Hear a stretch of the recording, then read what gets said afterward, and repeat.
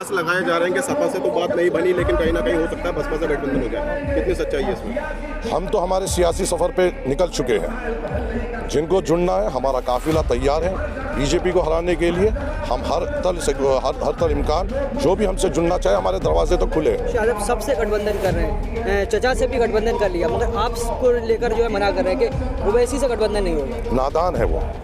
बिहार में भी जब हम वहाँ पे थे, वहाँ पे तेजस्वी यादव ने भी यही फैसला किया था, और बाद में जब इंतखाबात का नतीजा आया, वही तेजस्वी यादव थे, वही लालू जी थे जो बार बार फ़ोन करके ये कह रहे थे कि हमें समर्थन दे दीजिए। जब लीडर या विधायक गुलाम होंगे तो प्रशासन तो आप पे हावी होगा। जब लीडर और आपका नुमाइंदा बहादुर होगा तो आवाम पे किसी तरीके का ख़तरा आने से पहले वो अपने आप पे लेगा।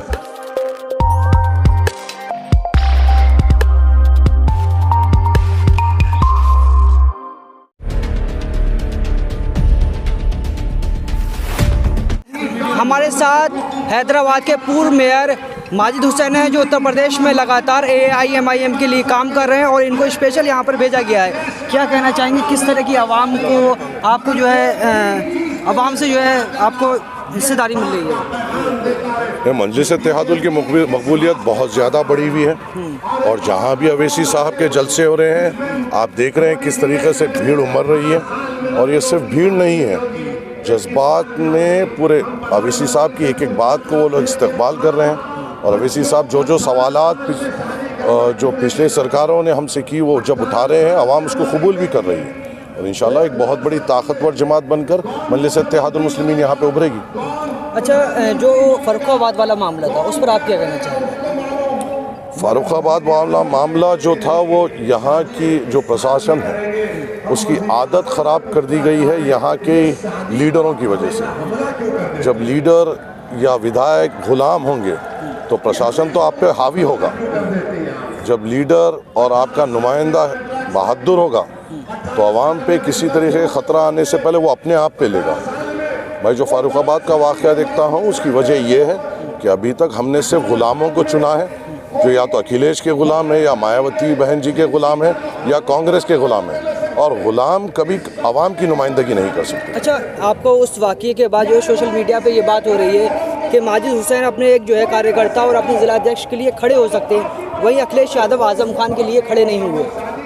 देखिए, मैं उतना बड़ा तो नहीं हूँ कि आज़म खान साहब के बारे में बयान कर सकूँ, मगर हमने जो हमारे सदर से सुना है कि आज़म खान साहब की बेइंतहा कुर्बानी है।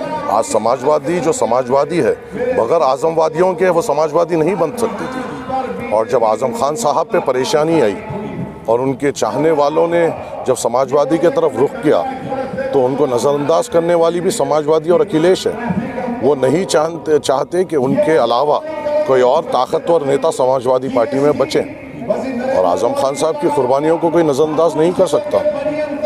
और मगर ये लोग इतने बेगरत है कि उनकी कुर्बानी और उनकी जो जिद्दोजहद जो समाजवादी को बनाने में लगी, उसको नज़रअंदाज कर रहे हैं ये लोग। अच्छा, अखिलेश यादव सबसे गठबंधन कर रहे हैं, चचा से भी गठबंधन कर लिया, मगर आपको लेकर जो है मना कर रहे हैं कि ओवैसी से गठबंधन नहीं होगा। नादान है वो। बिहार में भी जब हम वहाँ पे थे, वहाँ पे तेजस्वी यादव ने भी यही फैसला किया था, और बाद में जब इंतखाबात का नतीजा आया, वही तेजस्वी यादव थे, वही लालू जी थे जो बार बार फ़ोन करके ये कह रहे थे कि हमें समर्थन दे दीजिए। तो इलेक्शन के टाइम पे ये मुसलमान को अपने साथ नहीं लेंगे, मगर इंशाल्लाह अगर अल्लाह का साथ रहा और आवाम का साथ रहा तो इंशाअल्लाह ताला हम इनको मजबूर करेंगे कि हमारे साथ आए। और हमारे मुद्दे तो सीधे रहेंगे, हमारी कौम की भलाई, हमारी कौम की माशी हालत को बढ़ाने के लिए, हमारे कौम में बेहतर हॉस्पिटल हमारे इलाकों में देने के लिए मजलिस-ए-इत्तेहादुल मुस्लिमीन जिद्दोजहद करेगी इसके लिए। अच्छा, आखिरी सवाल ये है कि बिहार में आप प्रभारी थे, अब उत्तर प्रदेश में जिम्मेदारी दी गई है, उत्तर प्रदेश और बिहार को किस तरह से देखते हैं? क्या बिहार वाला जो है कमाल यहाँ भी होगा?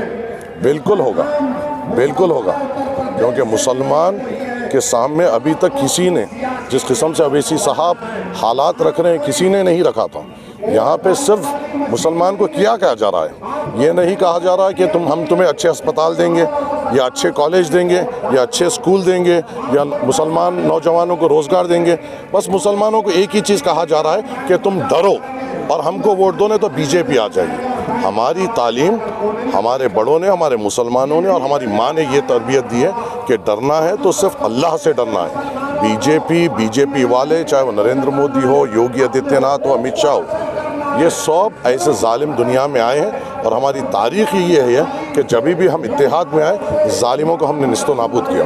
सर कयास लगाए जा रहे हैं कि सपा से तो बात नहीं बनी लेकिन कहीं ना कहीं हो सकता है बसपा से गठबंधन हो जाए, कितनी सच्चाई है इसमें? हम तो हमारे सियासी सफ़र पे निकल चुके हैं, जिनको जुड़ना है हमारा काफिला तैयार है। बीजेपी को हराने के लिए हम हर तल इम्कान जो भी हमसे जुड़ना चाहे हमारे दरवाजे तो खुले हैं। मगर सवाल ये होता है क्या ये मुसलमान को इज्जत और हिस्सेदारी देने तैयार हैं, वो सवाल होता है। बगैर हिस्सेदारी के कोई बात नहीं होगी। हम यहाँ पे मुख्यमंत्री या मंत्री बनने नहीं आए, हम हमारे नौजवानों के मुस्तकबिल, हमारे बुजुर्गों के लिए अच्छे अस्पताल, हमारी नुमाइंदगी, हमारी हिफाजत और हमारी फ्यूचर के लिए मजलिस इत्तेहादुल मुस्लिमीन आवाज़ उठा रही है। अगर इसके लिए तैयार है तो हम भी तैयार हैं। हमें ना मंत्री बनना है ना कुछ बनना है। जो समाजवादी समर्थक है वो कहते हैं, जो वोटर हैं वो कहते हैं अखिलेश ओवैसी एक काबिल नेता है, हमारे मुद्दे भी उठाते हैं, मगर हमको बीजेपी को रोकना है, इस वजह से ओवैसी को ना चुनकर अखिलेश यादव को चुने।